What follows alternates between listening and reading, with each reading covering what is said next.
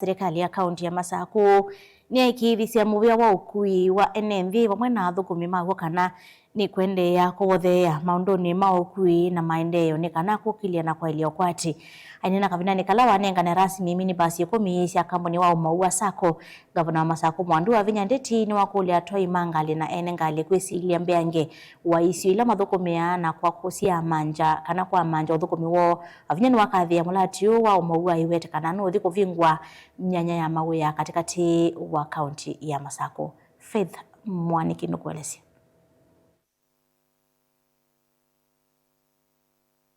Nani kalangwa tanio ene matatu ya umwasako yethwa yete ngali nzau ikumisya Ukui Gavana Wavinya ndeti ni wathana Nikuendeea na Kwailya maundu Maukui kwisila Amendeeo la matonya kuete Ukwati.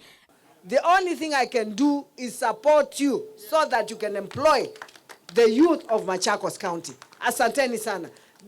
Hii ni shida moja mumenitolea. I want to thank you for that. And as the governor and my minister is here and the rest, we will give you 100% support to do your business. Hiyo, kama governor wa Machakos, I say Machakos is the place to invest. Is the place to invest. And let me tell you, we were rated one of the best counties, giving conducive environment for people to do business. Gavana Wavinya ingeni wathuthia ene matatu kwambisya ndambuka sya kundu kivathukanyo mateku ikwatya ukamba uoka utondu ilembeta ya ukamba yetikilete andu angi kuthukuma route sya ukamba. Ya kucomplain watu wakija hapa sisi tuingie wapi? Tuingie kwao, si ndio? Tuweze kufanya biashara na wao. Kwa hivyo hata sisi tukue aggressive. Yeah? We need to be aggressive in our business. Nake mwene kivila wa umwasako Anthony Mutua watungia Silikali ya Gavana Wavinya Muvea kwa Kukwata Mbau Maundu Ukui.